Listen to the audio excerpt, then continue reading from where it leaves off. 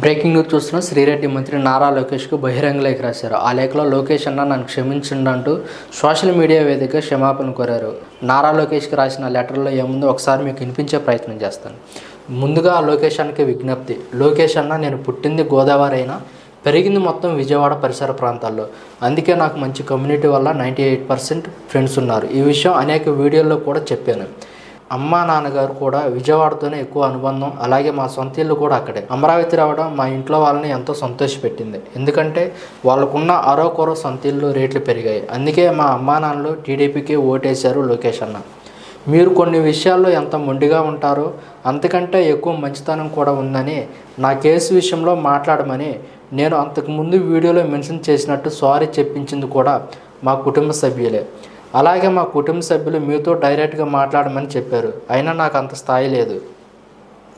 అందుకే ఈ open letter అన్న, నేను మీ పార్టీని, కార్యకర్తల్ని, మీ అధికారుల్ని, మీ అనుబంధ మీడియా సంస్థల్ని, జనసేన మీడియా వీరమహిళని, వారి కుటుంబ సభ్యుల్ని ఆల్రెడీ నేను అనేక సందర్భాల్లో సారీ చెప్పడం జరిగింది. అనేక సార్లు నేను మాట్లాడటం జరిగింది. మీ అందరికీ మళ్ళీ క్షమాపణ అడుగుతున్నాను. గత 10 రోజులుగా మీడియాలో వచ్చే కథనాల కింద మీ కార్యకర్తలు పెట్టే కామెంట్లు, మీ నాయకులు నాపై చేసే కామెంట్లు, స్పీచ్లు, డిస్కషన్లు, డెబిట్లు చేసిన తర్వాత, అలాగే కూటమిలో ఉన్న అందరూ చేసిన అటాక్ తర్వాత నాకు అర్థమైంది నేను ఎంతోమంది మనోభావాలను దెబ్బతీశాను, ఎంతో బాధ పెట్టానో అర్థమైంది. ఇప్పుడు నేను నిజంగా చెప్తున్నాను, ఒక్క వెంకటేశ్వర స్వామి భక్తురాలుగా ప్రమాణం చేసి చెప్తున్నాను, మా కులదైవం కూడా. ఇంతమంది మనోభావాలు జుబుస్కర భాషలో నేను మాట్లాడి తప్పు చేశాను. నా పూజలు, హోమాలు, భక్తి గురించి బహుశా మీకు తెలిసే అవకాశం లేదు. ఇంత పూజ, ప్రార్థన చేసి నేను ఈ పాపం ఎలా చేశానో నాకైతే అర్థం కావడం లేదు. ముందుగా చంద్రబాబు నాయుడు గారికి, లోకేష్ గారికి, కుటుంబ సభ్యులకు, హోమ్ మినిస్టర్ గారికి, అలాగే టీడీపీ, ఐటీడీపీ కార్యకర్తలకు సోషల్ మీడియా వేదికగా సారీ చెప్తున్నానని లేఖలో రాశారు. లోకేష్ అన్న, ఫ్యామిలీ మీద ఒట్టేసి చెప్తున్నాను, ఇప్పటి పరిస్థితులు జారుకోవడానికి ఈ లెటర్ అనుకోకండి. ఈ వారం రోజులు ఆహారం, నిద్ర లేకుండా కామెంట్స్ చదివి మనోవేదనకు గురై తీసుకున్న నిర్ణయం. నేను ఒక విషయం అంటే దయచేసి నోచుకోండి. ఇన్ కేస్ ఫ్యూచర్లో వైఎస్ఆర్సీపీ తిరిగి వచ్చినా నా బుద్ధి వంకర అవుతుందని అనుకోకండి. అలా చేస్తే ప్రైవేట్ వ్యక్తులతో నన్ను ఏమైనా చేయించుకోవచ్చు. ఇకపై ఆ లాంగ్వేజ్ ఎవరి మీద వాడినా మా కులదైవం మీద ప్రమాణం చేసి చెప్తున్నాను. నా దాకా వచ్చేసరికి నేను చేసిన తప్పేంటో అర్థమైంది, ఎంత బాధ ఉంటుందో అర్థమైంది. ఇప్పటికీ నేను, నా కుటుంబం అనుభవించిన క్షోభ 1000 సంవత్సరాలకు సరిపడ్డా అనుభవించాము. ఇంట్లో పెళ్లి కావాల్సిన 3 పిల్లలు ఉన్నారు. నన్ను కొడితే 1 నెల లేదా 3 నెలలకు గాయాలు మానవచ్చు, కానీ నా వల్ల 3 జీవితం శిక్ష వేసిన దాన్ని అవుతాను. నా బాధ నాకేంటో బాగా ఇంతమందిని పాలించే మీకు అర్థమవుతుంది. ప్లీజ్ అన్న, సేవ్ మై ఫ్యామిలీ. ఇక మీడియా, సోషల్ మీడియా, అలాగే కేసుల నుంచి నన్ను బంధ విముక్తురాన్ని చేయండి. లోకేష్ అన్న, ప్లీజ్.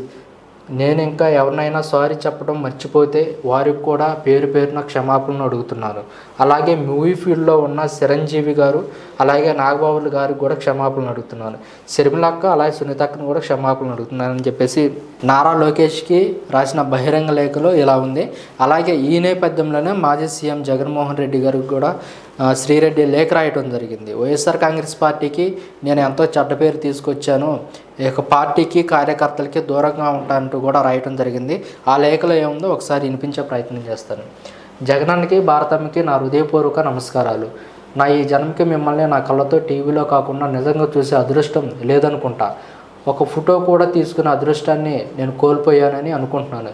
ఎందుకంటే నా పేరుతో వైఎస్ఆర్సీపీకి చెడ్డ పేరు తీసుకొచ్చాను. గత కొద్ది రోజులుగా మీడియాలో నేను చేసిన పనికి అనేక మంది వైసీపీని దుమ్మెత్తిపోయడమే నన్ను ఎన్నో విధాలుగా మానసికంగా కృంగదీసింది. పార్టీని అనేక మంది మాటల దాడి నుండి కాపాడడంలో ఎక్కువ డ్యామేజ్ చేస్తున్నానని గ్రహించలేకపోయాను. నేను అట్లీస్ట్ వైఎస్ఆర్సీపీల సభ్యులను కూడా కాదు. సాక్షిలో పనిచేసినప్పుడు మీ ఇద్దరి మీద అనేక గౌరవ మర్యాదలు ఏర్పడ్డాయి. కానీ పార్టీ ఎన్నో కష్టాలను తట్టుకొని అధికారంలోకి వచ్చింది. ఇప్పుడు తిరిగి కష్టాల్లో పడింది. మధ్యలో ఎన్నో కష్టాలు పార్టీని వెంటాడాయి. జగనన్న పాదయాత్ర, కేసులు, జైలు అయిన కష్టాలు చూసి ఆయనకు ఉడత సాయంగా ఉండాలని అనుకున్నాను. పార్టీకి డ్యామేజ్ చేస్తున్నానే అనుకోలేదు. నేను చేసిన పని వలన మీరు ఎంత బాధపడ్డారో నేను అర్థం చేసుకోగలను. నా పాపం మీకు అంటొద్దు. నేను పార్టీకి, పార్టీ కార్యకర్తలకి దూరంగా ఉండాలని అనుకుంటున్నాను. నా వలన పార్టీకి చెడ్డ పేరు రావడం నాకు ఇష్టం లేదు అని చెప్పేసి జగన్మోహన్ రెడ్డి గారికి, అలాగే షర్మిల గారికి కూడా క్షమాపణలు కోరటం జరిగింది.